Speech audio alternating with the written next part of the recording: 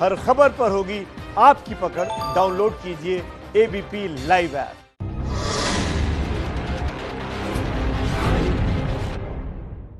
नमस्कार, शाम के 4 बजने वाले एबीपी न्यूज पर आपके साथ हाजिर हूं मैं रुमाना इसार खान। उत्तर प्रदेश के कानपुर में 8 पुलिस वालों की हत्या के बाद हिस्ट्री शीटर विकास दुबे अब तक फरार। एक्शन जरूर हो रहा है लेकिन विकास पकड़ से बाहर। उसके किले नुमा घर को गिरा दिया गया है, लेकिन शातिर अपराधी विकास दुबे आखिर पुलिस की गिरफ्त में कब आएगा? आखिर यूपी में अपराध का विकास किसने किया? इन्हीं मुद्दों पर आगे करेंगे सबसे गर्म बहस। देखिए, एक अपराधी जिस पर 60 केस चल रहे हैं, एक गैंगस्टर जिस पर मंत्री को मारने का आरोप है, वो आखिर जेल से बाहर क्या कर रहा था? कानपुर में 8 पुलिस वालों की हत्या के बाद यह सवाल सबकी जुबान पर है, लेकिन अब धीरे धीरे यह पहेली सुलझती जा रही है। जिस विकास दुबे को यूपी पुलिस पिछले 36 घंटे से बेसब्री से ढूंढ रही है, उसकी हर पार्टी में पैठ का पता चला है। बीजेपी से शुरू हुआ यह सिलसिला बीएसपी से होते हुए समाजवादी पार्टी तक जारी रहा। सिर्फ राजनीतिक दल ही नहीं, बल्कि जिस पुलिस विभाग को विकास दुबे ने सबसे बड़ी चोट पहुंचाई, वहां भी उसके एजेंट। खुलासा हो रहा है कि पुलिस वालों ने ही विकास दुबे तक पुलिस की छापेमारी की खबर पहुंचाई। तो आज सबसे गर्म बहस का मुद्दा यही, लेकिन पहले रिपोर्ट देखिए आप।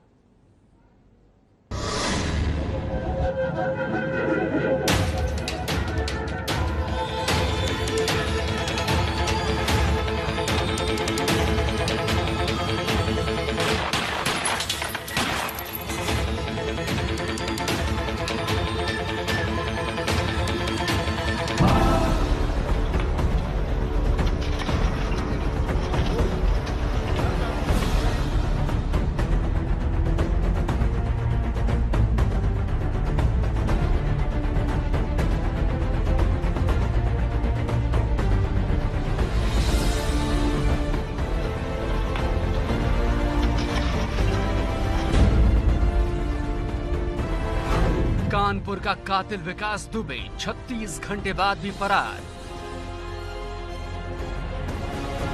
किरकिरी के बाद पुलिस ने की विकास दुबे पर कार्रवाई।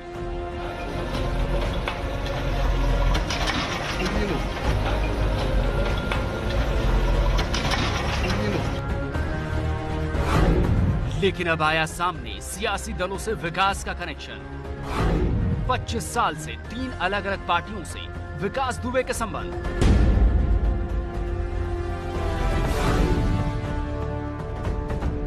पहले भाजपा में रही 5 साल, फिर मायावती में बसपा में रही 15 साल तक, और अब 5 साल रही मैं सपा में। सिर्फ नेता नहीं, पुलिस से भी विकास की साठगांठ।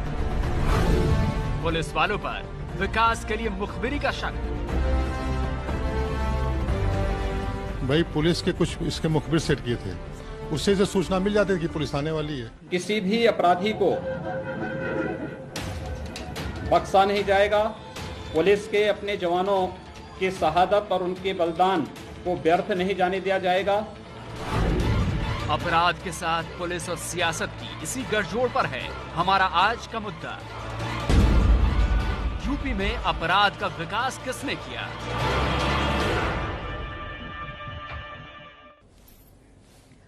इसी पर चर्चा करेंगे। परिचय आपका खास मेहमानों से कराती हूं। देखिए, उत्तर प्रदेश के पूर्व डीजीपी विक्रम सिंह जी हमारे साथ मौजूद हैं आज की इस चर्चा में। बीजेपी की तरफ से पार्टी के प्रवक्ता चंद्रमोहन जी हैं। समाजवादी पार्टी के प्रवक्ता अनुराग भदौरिया हमारे साथ मौजूद हैं। बीएसपी की तरफ से हमारे साथ धर्मवीर चौधरी जी मौजूद हैं। कांग्रेस पार्टी की तरफ से प्रवक्ता सुरेंद्र राजपूत जी इस चर्चा में हमारे साथ शिरकत कर रहे हैं। बहुत बहुत स्वागत आप सभी का। मुझे लगता है पहले चंद्रमोहन जी को आना चाहिए और बताना चाहिए दर्शकों को कि भाई 8 पुलिस वालों की हत्या का ये आरोपी विकास दुबे 36 घंटे बाद भी अब तक फरार कैसे है? चंद्रमोहन जी, देखिए, जिस में उत्तर प्रदेश की पुलिस को गिरफ्तार करने गई थी और वहां पर ये बड़ा हादसा हुआ।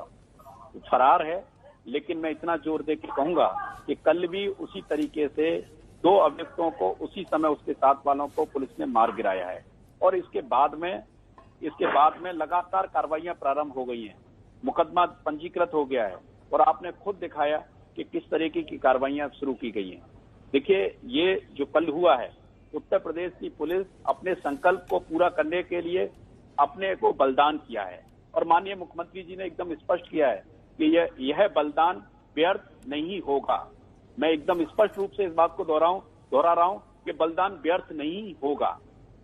यह हमारा संकल्प है, इसको कोई नहीं मिट सकता है। और विकास दुबे अगर पाताल में भी होगा तो उत्तर प्रदेश की पुलिस सक्षम है उसको पाताल में से भी खोज के निकाल के लाने में, क्योंकि आज चाहे बबली कोल हो चाहे कोई भी हो, कोई अभियुक्त हो, मुकीम काला पश्चिम उत्तर प्रदेश में दहशत का पर्याय था, खुद अपने आप को सरेंडर किया कि मैं सरेंडर करता हूं।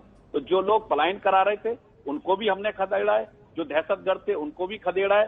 कल ही प्रयागराज में एक समाजवादी पार्टी के पूर्व विधायक को पकड़ा है, इनाम था उसके ऊपर, उसको गिरफ्तार कर जेल भेजा है। तो आज कितना भी बड़ा कोई भी रसूख हो, किसी भी पार्टी से रसूख हो, उसको छोड़ा नहीं जाएगा किसी भी हालत में। उत्तर प्रदेश के मुख्यमंत्री माननीय योगी आदित्यनाथ जी को रोमाना जी देश जानता है कि वो एक संकल्पवान तपस्वी व्यक्तित्व हैं और वो किसी भी हालत में, उन्होंने कल स्पष्ट कहा है कि कानून के दायरे में रहकर सारी कार्रवाइयां की जाएंगी, किसी भी हालत में छोड़ा नहीं जाएगा। आप इस बात की तस्दीक कर रहे हैं। आज आपने बुलेटिन जब शुरू किया, बहस जब शुरू की, तो आपने तस्वीरें भी दिखाई हैं।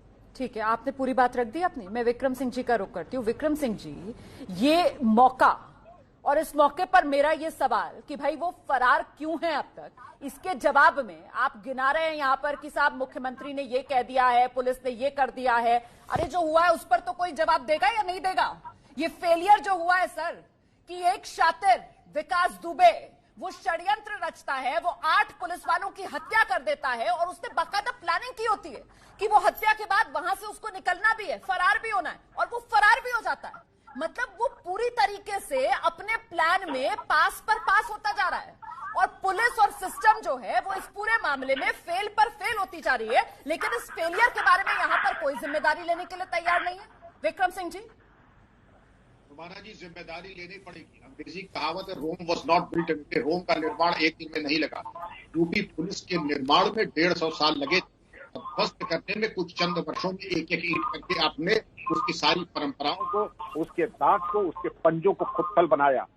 ये इस तरीके के राजनीतिक अपराधी जिनका कोई वजूद नहीं है, जो थाने जाने से पहले बाथरूम जाते थे, इनकी ये औकात हो गई कि पुलिस के ऊपर कातिलाना हमला करके आज को शहीद किया। आप ये देखें कि थाने की, मैं अपने अनुभव से बता सकता हूं, थाने में इनका कोई बहुत ही अच्छा मुखबिर था जिसने इसको पूर्व सूचना दे दी कि तुम्हारे ऊपर दबिश पड़ने वाली है, इसकी तैयारी कर ली। और दुस्साहस तो देखिए कि 8 हमारे जाबाजों की हत्या कर दी, 6 अपनी जान के लिए लड़ रहे हैं। इतनी बड़ी कीमत अगर दी है तो क्या हमारी क्या जिम्मेदारी? मैं 4 जिम्मेदारियां गिना रहा हूं और अपनी बात करूंगा। आपराधिक अधिसूचना थी हमारी, बैड कैरेक्टर रजिस्टर जो रजिस्टर्ड बदमाशान होती है, सर्वेलेंस जो हिस्ट्री शीट की होती है, 15 दिन अंधेरे में 15 दिन उजाले में, इसके अलावा जो आपराधिक सूचना रजिस्टर होता है, हमें लगता अगर कुछ भी किया होता, चौकी में सेक्शन बोर्ड होता, रोज जाकर के निगरानी होनी चाहिए थी। कदाचित हमने कोई अपनी तैयारी की नहीं और ये पुलिसिंग हमारी खुदकल क्यों हुई? जब राजनीतिक हस्तक्षेप होगा और इस तरीके के घटिया लोग, उनको राजनीतिक संरक्षण मिलेगा और आतंकवादियों के केस वापस लिए जाएंगे। पुलिस महानिदेशक स्तर के लोगों के ऊपर हत्या का मुकदमा, जिसमें मैं और बिलाल और एसटीएफ के 43 जाबाज अधिकारियों के ऊपर एक लू से मरे हुए आतंकवादी के लेकर ये बेकरारी, तो मनोबल पुलिस का कहां जाएगा? आप खुद सोचिए कि अगर जिस retired DG, serving DG 43 STO का मुकदमा लिखाया जाएगा, पुलिस का मनोबल तो टूट जाएगा। फिर पुलिस कहेगी ठीक है भाई, राजनेता जैसा चाहते हैं फिर वैसे ही करो। चंद्रमोहन जी, ठीक है, मैं बाकी मेहमानों को लेकर आऊं, उससे पहले मुझे लगता है चंद्रमोहन जी आप इन सवालों का जवाब देना चाहेंगे या एक बार फिर से आप पीठ थपथपाएंगे? यहाँ फेलियर है सर, बात फेलियर की हो रही है। नहीं, बिल्कुल सवाल एक नहीं, रोमाना जी आप ही को जवाब देना है। सवाल सुनिए ना रोमाना जी, मैं जवाब, बात ये है यहाँ पर सर कि एक हिस्ट्री शीटर, उसकी हिम्मत इतनी कैसे बढ़ गई सर कि अगर उसको मुखबिर था, उसको सूचना मिल गई कि पुलिस आ रही है दबिश देने की, तो उसको फरार हो जाना चाहिए था ना सर वहां से, ये समझ में आता। लेकिन वो बाकायदा वहां घेराबंदी करे, 8 पुलिस वालों की हत्या करे और उसके बाद वो वहां से फरार होने में भी सफल हो जाए और 36 घंटे के बाद यूपी पुलिस के हाथ खाली। आप समझ रहे हैं सर इस बात को? मैं समझ रहा हूं पूरी तरीके से, मेरी बात को भी समझिए जो मैं आपको कहना चाह रहा हूं और सबको बताना चाह रहा हूं आपके माध्यम से। विक्रम सिंह जी ने जिस घटना की चर्चा की है वो हमारे 2017 के बाद की है, 17 के पहले की है, 17 के बाद की नहीं है। जिस आतंकियों की घटना की जिक्र कर रहे हैं उत्तर प्रदेश में भदौरिया जी आपके पास आऊंगी, प्लीज बीच में मत बोलिए। भदौरिया जी बारे में बताया आपके पास और मैं आ रही आपको हूं जोर सर, देके कहूंगा डिबेट को डिस्टर्ब मत कीजिए, मेरी गुजारिश है। जैसे बात हो रही है कि हम विकास दुबे बाहर क्यों चर्चा था, कर रहे हैं यहाँ पर, please sir Bhadauria ji please अपनी बारी का इंतजार कीजिए। रुमाना जी ये नहीं चुप रहेंगे। इन्होंने आज ही अपनी मंशा ट्वीट करके जाहिर कर दी है, ये नहीं चुप रहेंगे। देखिए रुमाना जी एकदम स्पष्ट है कि हमारी सरकार आने के बाद में अपराधियों में खौफ है, बौखलाहट में। और मैं आपको जोर देके कहूंगा कि ये जो बाहर था न्यायालय के कारण बाहर था, सरकार के कारण नहीं था। मैं एक पूछ रहा हूँ 2017 से लेकर इस घटना तक हमारे मुख्यमंत्री योगी आदित्यनाथ जी के शपथ लेने के बाद में अगर कोई कानून अगर इसने तोड़ा होता तो हम उसका कार्रवाई करते। अभी जैसे ही मुकदमा पंजीकृत किया, जैसे ही शिकायत आई, मुकदमा पंजीकृत हुआ और इस पर कार्रवाई हुई।